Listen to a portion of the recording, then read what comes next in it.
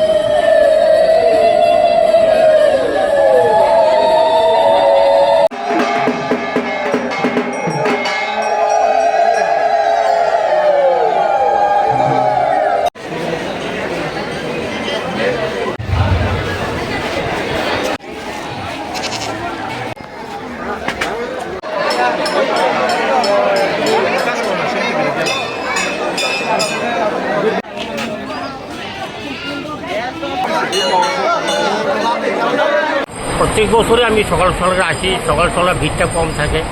আর বিশেষ করে এই 14টা মাথার দেখার জন্যই, এই পবিত্র মূর্তিগুলি দেখার জন্যই সকালে আমাদের আগমন আছে। কীরকম লাগছে মেলায়? মেলায় এসে ভালো লাগছে, নিরাপত্তা বেশ ভালো অবস্থা, বিদ্যুৎ ব্যবস্থা ভালোই অবস্থা রেখেছে। আর সবচেয়ে বড় জন্য এই 14 দেবতার মন্দির, জাতি অবুজার্যের মিলন বন্ধন, শান্তি।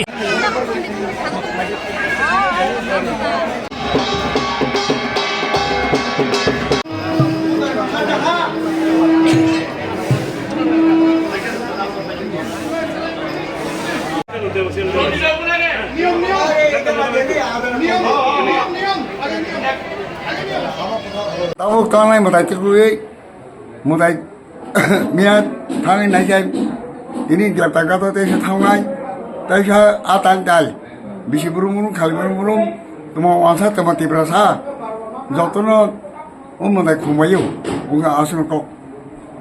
এবং কবে কি থাকছে? কালকে মার অধিবাস পূজা গেছে, মায়ের মুখ ধোয়ানো এবং স্নানযাত্রা রাত্রে 11:30 নিশি পূজা গেছে। আজকে সকাল প্রাত 5:45 গতে মার খার্চি পূজার শুভ সূচনা এবং মার স্নান করানো, মুখ ধোয়ানো। 7:35 মধ্যে মার স্নান যাত্রা শেষ করে 9:42 মধ্যে খার্চি পূজা সমাপন আমরা করতে হবে, মানে সরকারি পূজা। 7 দিনব্যাপী পূজা চলবো। 21 তারিখ মার পাঠ তোলা পূজা, পরে আমাদের খার্চি পূজা সমাপন হবে। আমরা আশাবাদী সমস্ত ভক্তবৃন্দরা মার পূজার ভিতরে অংশগ্রহণ করবেন এবং সুস্থ পরিকল্পনা করে আমাদেরও সাহায্য করবেন, আপনারাও সুন্দরভাবে থাকবেন। আমাদের ডিএম সাহেব এবং আমাদের এমএলএ স্যার আমাদের যথেষ্ট সহায়তা করছেন। ওরা সহায়তা ছাড়া আমরা তো কিছু করতে পারবো না। ওরা যেমন আমাদেরও সাহায্য করে, আমরা যেমন ওদের সাহায্য ভক্তবৃন্দর কাছে আশাবাদী সবার মঙ্গলার্থে পূজাটা করা হয় শান্তি শৃঙ্খলাভাবে, আমরা যেন পূজাটা করতে পারি। নমস্কার। কিরকম আশা রাখছেন, কিরকম দর্শনার্থী হতে পারে এবার আমরা আশা করছি আগের বছর তুলনায় একটু এবার অনেক বেশি লোক হবে, কারণ যা দেখা যাচ্ছে যে মার ভক্ত এখন অনেক বেড়ে গেছে। মায়ের কাছে সবাই প্রার্থনা করে যে মানুষের পড়াশোনা হোক, নিজের গৃহস্থ হোক, যাই হোক, সুষ্ঠু যেমন পরিকল্পনা সবাই করতে পারে, সুষ্ঠুভাবে যেমন থাকতে পারে। আপনার বাবা এই জায়গায় চণ্ডী পাঠক ছিলেন, তারপর পরবর্তী সময় তো আপনি এই জায়গায় সেই স্থানটা নিয়েছেন। কীরকম মনে হচ্ছে মন্দিরে যে সাজ সরঞ্জাম অন্যান্য বছর তো এবার কতটুকু বৃদ্ধি পেয়েছে? বাবা সময় থাকতে যেরকম ছিল এবার এখনো এরকমই, কিন্তু এবার আমরা দেখছি যে মন্দিরের সুষ্ঠু পরিকল্পনা, লাইটিং হোক, রঙের কাজ হোক, সব কিছু মোটামুটি সুন্দর হয়ে গেছে। আমরা এমএলএ স্যারের কাছে অনেক কৃতজ্ঞ এবং অনেক সুস্থ। উনি আমাদের অনেক সাহায্য করেছেন। কালকে রাত্রেও উনি আমার সাথে অনেক কথা বলেছেন। ছোটো দিন তো কটার সময় মূর্তি বের হবে, ওনার মতো তো মানুষ হয় না। আমাদের মেন সেবায় তো ডিএম স্যার কালকে সারা রাত্র ছিলেন আমাদের সাথে।